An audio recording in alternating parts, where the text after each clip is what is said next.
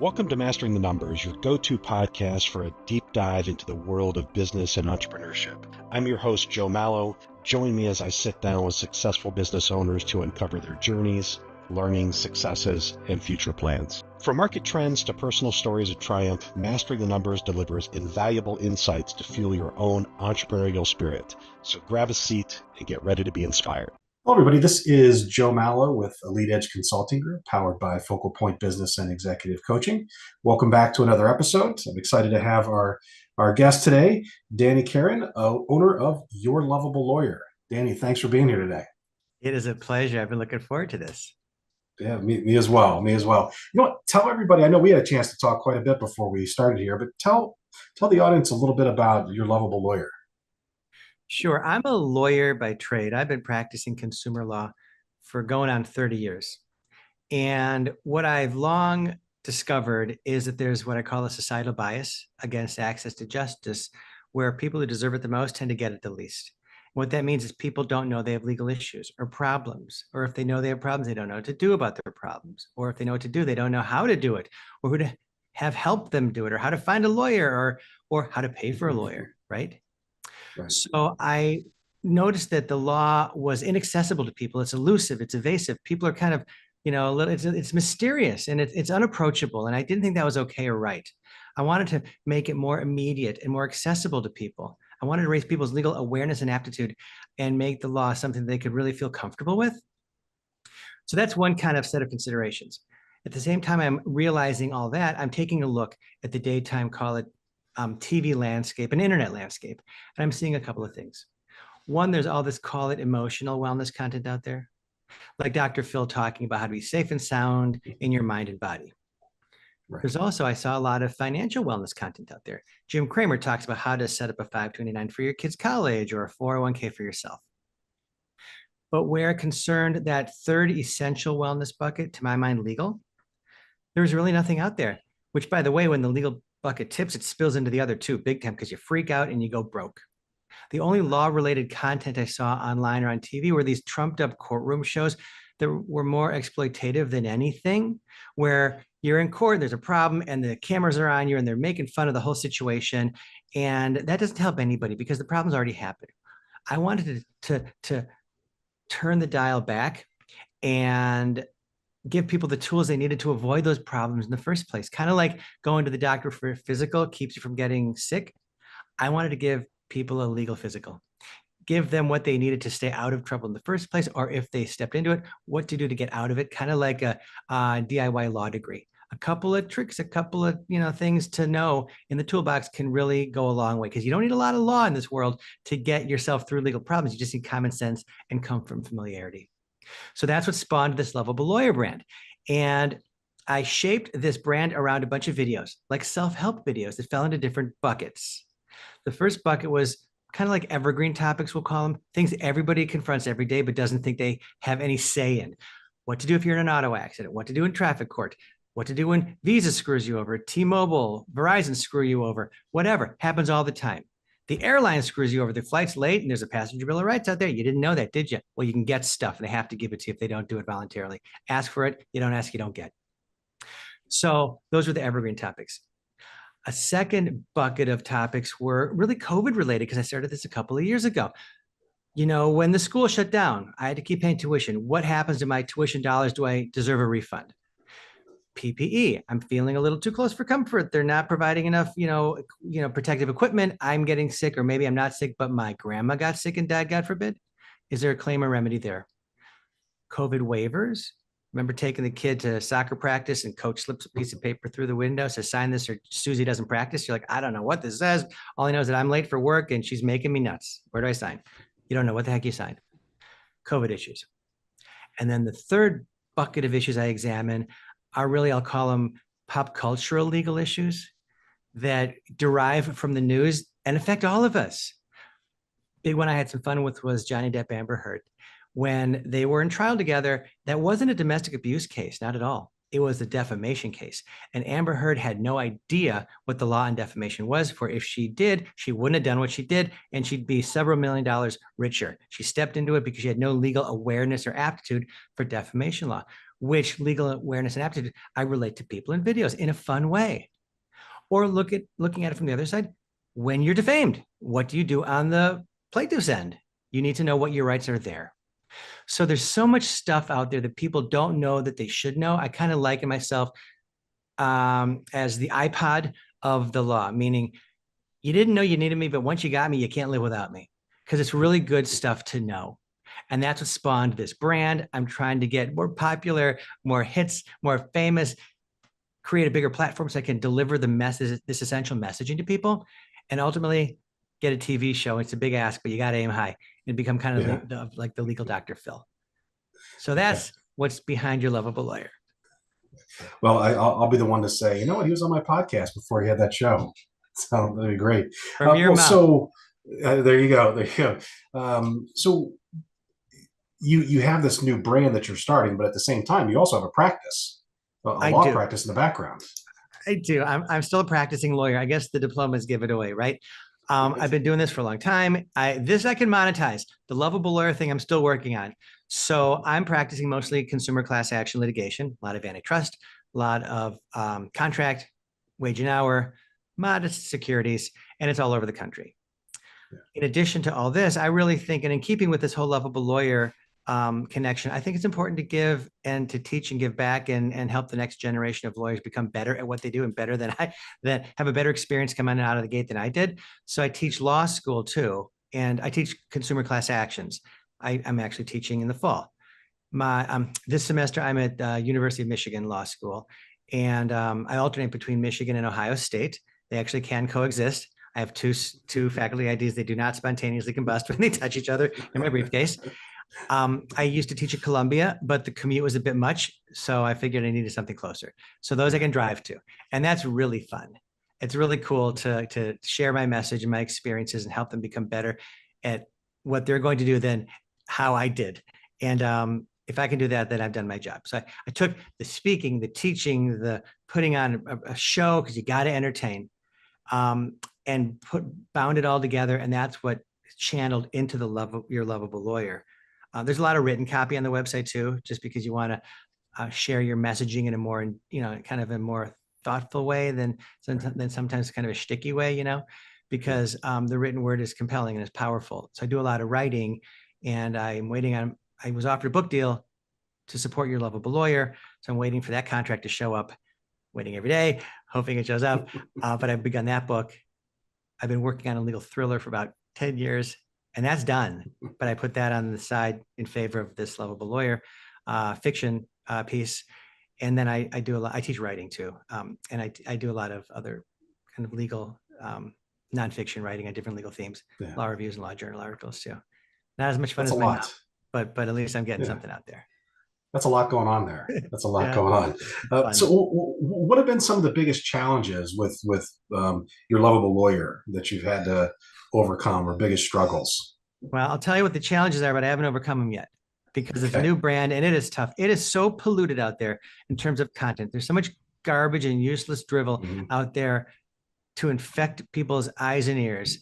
I mean, I will put up a really thoughtful video on something wills and trusts related and why you need one. Otherwise, you're going to really be screwed when you pass away. And so too will your kids, because they'll go through probate. I mean, it's kind of a little boring, but I make it fun. I do. Yeah.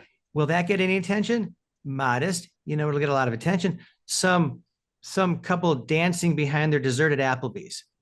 I mean, I'm like, seriously, that's 200,000 views, and I'm 67.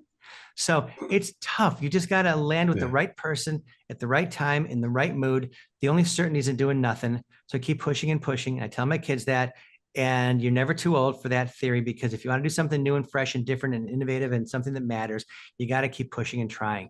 And getting on your podcast with you and your brand is cool and innovative and vibrant, and you got me sold. And we're in this together today, and maybe this will take off and propel us both into somewhere bigger and better. That's how we do it together. So that's been a challenge, and that's my goal for overcoming it. Just, perseverance, I hope. Yeah. I think I'm in the same boat in a way as you, as I'm trying to help people also. So, and hopefully we're creating a nice platform to do that. Your brand is cool. I mean, you were telling me, offline how eager you are to connect with people, to deliver a thoughtful message of work-life balance and becoming happier in what they do and more productive. And there's such essential messages that were never appreciated till now. Why it took till now to amplify them, I'm not sure, but I'm grateful that we all have together in our own specialized way, you through kind of a financial track, me through a legal track.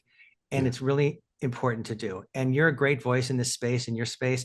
And there's no reason in the world for it not to blow up, just like mine. It's just a matter of landing with the right person at the right time. And I think we keep at it, we will. Yeah, I hope so. I hope so. Good. Here's a question I'm always interested in. I mean, what are some common misconceptions about starting a business or running a business? And you've got a couple going on. Oh, boy, focusing not on the law firm, but on the wellness brand, because it's social media based and internet based. Everybody thinks. I was talking to somebody yesterday. They're talking to their kid. They said to their kid, "You should start a website and you can take off." Oh my God, it should be so easy. That's what I would kind of. It's so obvious that you have to mention it. It's not easy. It's super hard. And I'm kind of forgetting your question. what was it? Common misconceptions about running a business. That is going to be easy. Thank you. It's not going to be easy. There's so much stuff out there. And the challenge is to connect with the right people who you trust and who have chops to get you to where you want to go. Because it's tough to do alone. I knew nothing from media or social. I mean, the only reason my picture is so good is because I've got a boom mic, an HD camera, and external lighting, and with the shades down, and I got the suit from the waist up and I've got him in full makeup because I knew nothing from putting on a show, and now I do. You've got to surround yourself with the right people. So don't think you can do it alone through sheer will or happenstance or dumb luck or whatever. Because unless you're Justin Bieber getting discovered on YouTube, you ain't gonna be the next one. Right. Exactly. Well, so you have a lot going on. I mean, your own practice, you have your Lovable Lawyer, you're teaching classes, you're teaching writing classes as well, besides law classes. How do you maintain work-life balance or work-life integration? Is that something that you even strive for? Well, you're the expert there. I was hoping you could give me some advice. Yeah, I'm working on it. It's one of the hardest things ever. Right.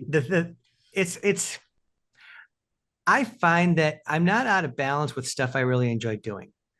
The lawyer thing, here, I'm reading a deposition transcript and it's double-sided. That's not fun. I'm not enjoying that. And I feel out of balance when I'm doing that. I'd rather be doing something else to kind of bring me back to center. When I'm doing this with you today, can you not tell that this is super fun for me? It's great to share a message with a new friend where we're like-minded and want to help people and take our experiences to the next level. So if you include good, fun stuff on your plate, then I think it's kind of easy to balance things. I think they can just kind of work out because they naturally balance. That said, you're not always going to, because you're going to have this thing to read. You're going to have other onerous, crippling stuff that you don't enjoy. How do you make sure you don't go too crazy with stuff, that you don't really care for? It's a challenge. My thing is I work out a lot and I do a lot of yoga, and it helps, I think. Doesn't hurt. Well, it certainly doesn't hurt. No. Yeah. I just started working out as well. I hired a trainer because I need someone to help me. Right. There you go. That's his or her specialty, and go with it and get guidance and help from whomever.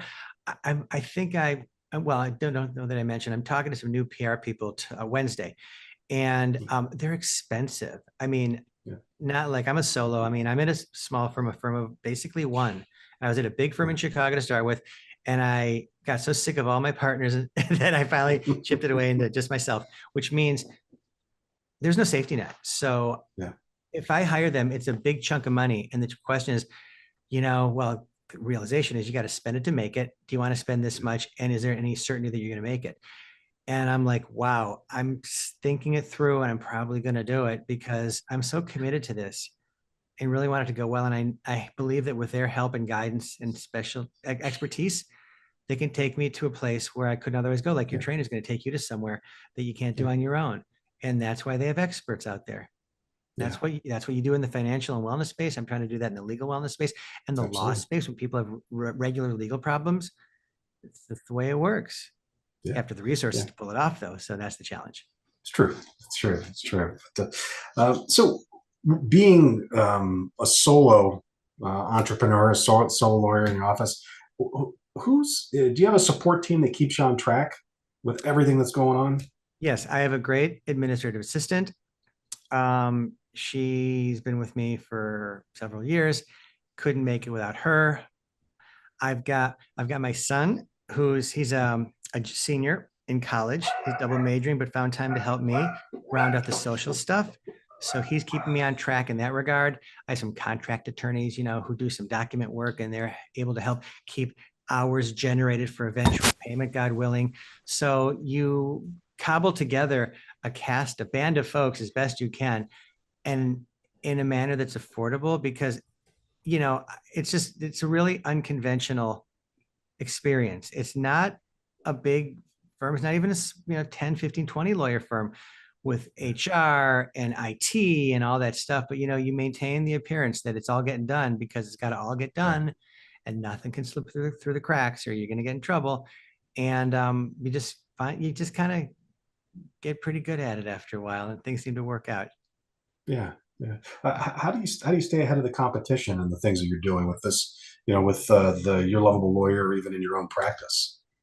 Well, Lovable Lawyer wise, I don't know what my competition is. That's what really most intrigued me to this adventure, is that like I said a moment ago, I've not seen anything out there filling this space, filling the legal Dr. Phil space. I've seen YouTube videos and TikTok videos where people are trying to get business. I've seen courtroom shows. I've seen law and crime, and I've seen all these sorts of things about criminal law, but I've not seen anything like this. So I hope that people are going to start wanting to catch up with me. As it concerns the law firm, we're all chasing the same cases. I mean, these class actions are public, so that's a real challenge. So what you have to do is find proprietary cases of your own that are nobody else's business, and that's just a function of being top of mind to people. I wasn't sure what I wanted to do to promote myself going back maybe 20 years. My dad's an attorney in Minneapolis, and he said, for me, speaking and writing was really my jam. That's what got my name out there, and I became the lawyer's lawyer. People would think to call me when they had a problem. So most recently, the American Bar Association has this big class action program called the National Institute on Class Actions, biggest one in the space for judges, federal judges, and lawyers and professors. And I just finished chairing it for 13 years straight. I'd had enough. My wife said, they don't need to hear anything more out of you. You got to move on. You got other things to do. I'm like, okay.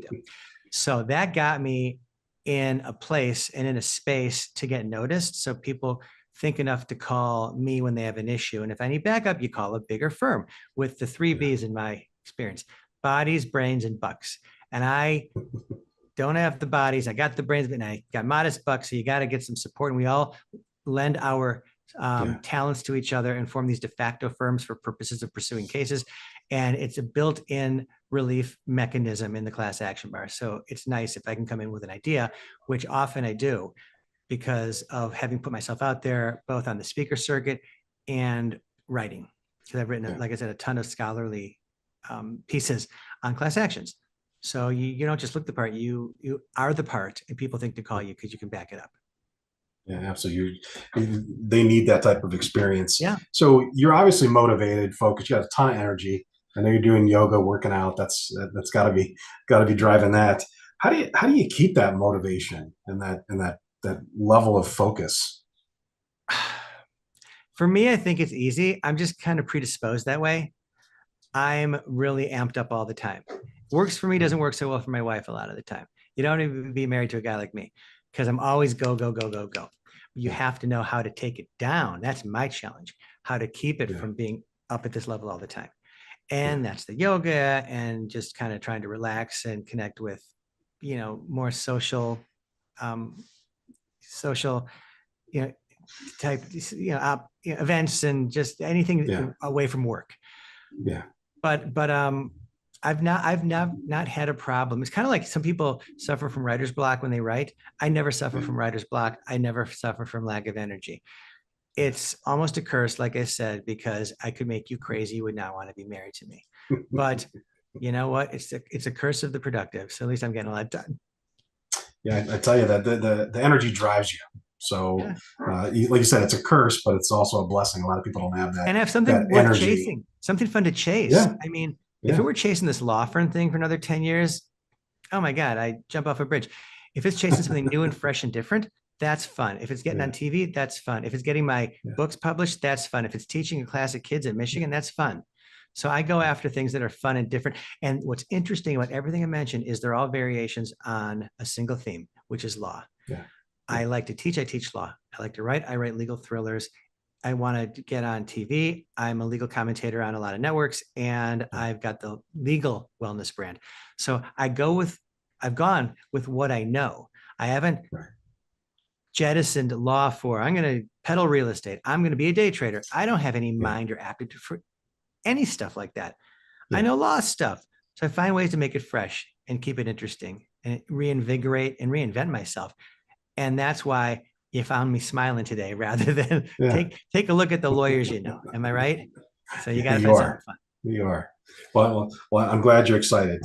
So where do you see your Lovable Lawyer and some of these other projects? Where do you see those in the next 12 to 36 months? Oh boy, I would love to see your Lovable Lawyer with a segment on a show, getting myself on, you know, a segment as a legal expert, because I've been doing a lot of, I mentioned a second ago, legal expert work, a lot on Fox, a lot on Scripps, a lot on News Nation, a lot on Spectrum. I'm trying to get into the bigger networks. It's hard, you know, but I know what I'm doing. I present halfway decent on camera, and I got the hair. So you know what? Keep pushing it and see if I can't reach for the higher rung. So I'd like to see your Lovable Lawyer get to that level, and ultimately, Lord willing, a show. I'd love to see my novel finished and picked up by an agent, and then by a publisher and printed. Love the brand book to print and to support maybe a keynote or a corporate retreat track where I can deliver this message to different people, you know, different events. I think that would be really cool to do. Yeah. And then lawyer wise, love for some cases to come through. Make some more money. It's not easy. This stuff doesn't pay per hour, you know, it pays per haps. Right. I ain't no defense lawyer. So well, you know, you're gonna have to keep myself and the audience up to speed on as these things start rolling out. I'd love to. I'd love to keep getting together. What do you think are some of the biggest obstacles that you're going to need to overcome to get these things to happen? Well, I think there's a lot of Lovable Lawyer first. I think there's a lot of worthlessness out there, like I mentioned. I think a lot of people want to get on TV. I think media is a tough business. It's a thankless business. You got to be in the right place at the right time. And if I keep pushing, and if I'm everywhere at once and have my finger in all the, you know, holes of the dike, maybe, just maybe, I'll be plugging the right one at the right time.